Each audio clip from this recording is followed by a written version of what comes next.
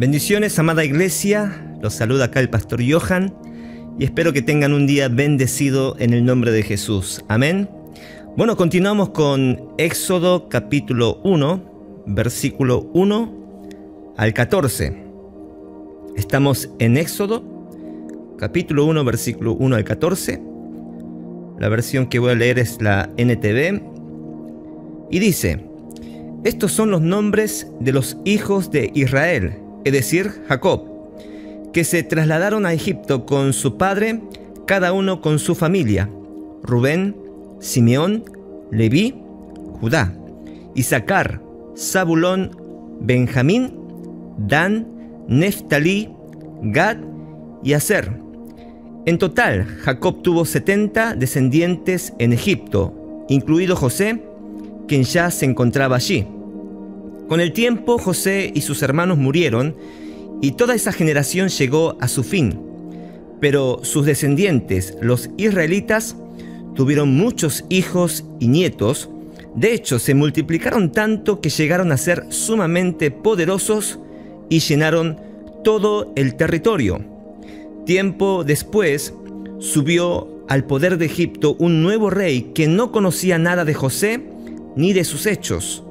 El rey le dijo a su pueblo: miren, el pueblo de Israel ahora es más numeroso y más fuerte que nosotros. Tenemos que idear un plan para evitar que los israelitas sigan multiplicándose.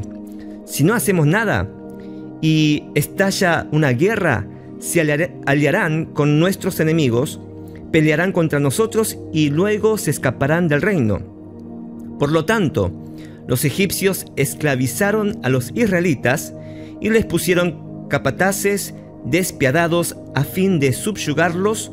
Por medio de trabajos forzados, los obligaron a construir las ciudades de Pitón y Ramsés como centros de almacenamiento para el rey. Sin embargo, cuanto más los oprimían, más los israelitas se multiplicaban y se esparcían, y tanto más se alarmaban los egipcios. Por eso los egipcios los hacían trabajar sin compasión. Les amargaban la vida forzándolos a hacer mezcla, a fabricar ladrillos y a hacer todo el trabajo del campo. Además, eran crueles en todas sus exigencias. Palabra de Dios. Amén y amén. Gloria a Dios. Bueno, el título de hoy es La irresistible gracia de Dios. El libro de Génesis termina en el capítulo 50 y versículo 26, diciendo que murió José a la edad de 110 años y fue sepultado en Egipto. De esta manera se nos da la entrada a uno de los libros más importantes y fascinantes del Antiguo Testamento. Hablo del libro de Éxodo. El libro de Éxodo continúa la historia de la familia de Jacob. Todos ellos habían ido a Egipto por una hambruna y luego se quedaron allí porque José era el gobernador de Egipto. Más importante aún es el hecho que era el plan de Dios que ellos se quedaran por un tiempo en Egipto, y había un propósito divino para el pueblo de Israel, que es formar una nación. Al final de Génesis vemos a una familia llegar a Egipto, pero al principio de Éxodo vemos que esta familia llegó a convertirse en una nación sumamente numerosa y poderosa, los israelitas. Versículos 6 y 7. Con el tiempo José y sus hermanos murieron y toda esa generación llegó a su fin. Pero sus descendientes y los israelitas tuvieron muchos hijos y nietos. De hecho, se multiplicaron tanto que llegaron a ser numerosamente poderosos y llenaron todo el territorio.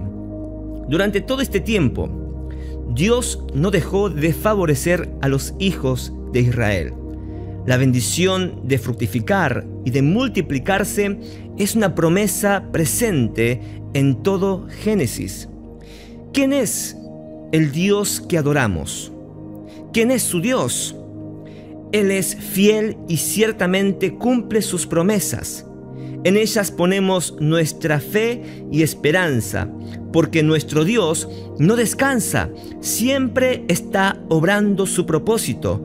Como dice en el Salmo 121, 4 y 5, en efecto, el que cuida a Israel nunca duerme ni adormece.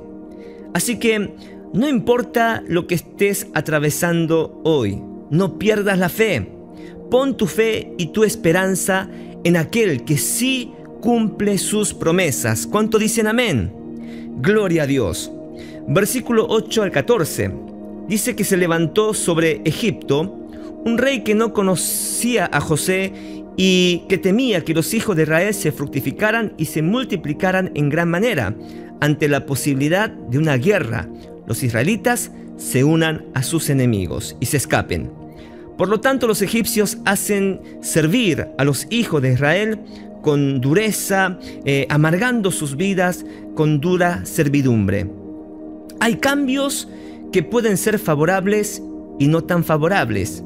Por ejemplo, cuando Jacob y su familia atravesaron por una hambruna, se mudaron a Egipto, no solo porque José era el gobernador de Egipto, sino porque era el plan de Dios para con Israel. Ellos en ese momento gozaban de bendición y de abundancia. Son cambios buenos y favorables. Pero dice en el versículo 8 que se levantó en Egipto un nuevo rey que no conocía nada de José ni de sus hechos. Ahora Israel son esclavos de Egipto, haciéndoles trabajar duro con dura servidumbre. Ahora el cambio no es tan favorable, no es tan bueno, no era como antes. Y muchas veces nos pasa a nosotros hoy día. Quizás antes gozábamos de abundancia, había paz, seguridad, la vida no era tan difícil como la que vivimos hoy en estos tiempos. Son cambios desfavorables. ¿Cuántos quisiéramos volver atrás, no? Pero debemos aceptar que los cambios son parte de la vida y son procesos del plan de Dios. Quizás estemos atravesando cambios desfavorables. Por ejemplo, cambios de líderes políticos y gubernamentales que no están a favor de los valores cristianos. Los problemas económicos, esta pandemia, estos cambios que cuestan aceptar. Y recordemos que Egipto representa al mundo y muchas veces vivimos como esclavos del sistema de este mundo. Esclavos del trabajo, esclavos del dinero, de la presión que demanda este sistema del mundo, esclavos del pecado. Por eso la palabra de Dios trae consuelo y esperanza para que no estemos desanimados.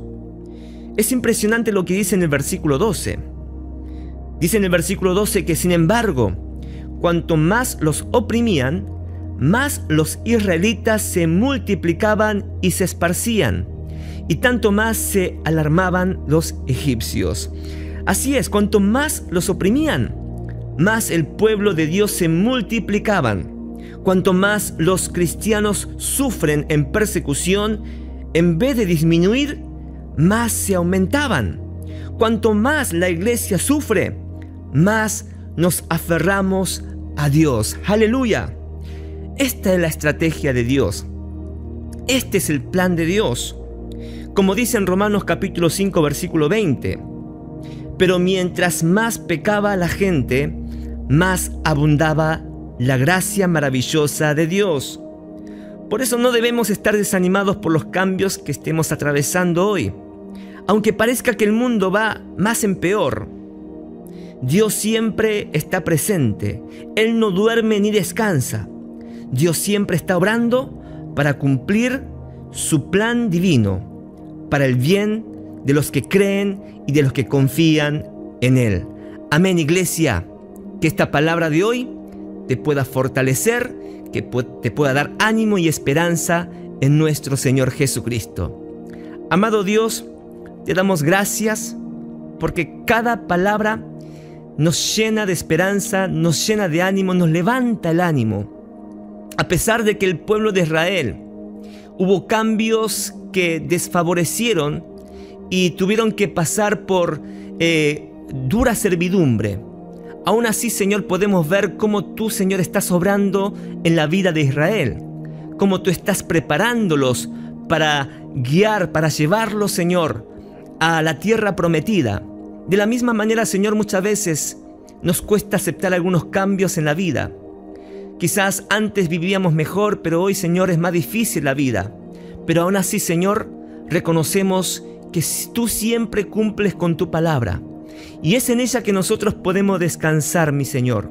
Por eso, Padre, más allá de lo que hoy nosotros podamos ver, más allá de lo que nosotros podamos oír, más allá de lo que podamos sentir, Señor, hoy ponemos nuestra esperanza en tu palabra, en tus promesas.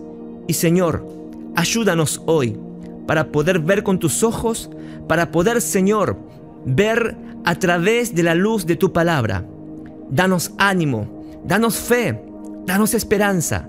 Llénanos de tu Espíritu Santo para que nosotros podamos seguir en este proceso que tú estás obrando y preparando para los que te aman, para los que confían en ti. Gracias, Señor. En el nombre de Jesús oramos. Amén y amén.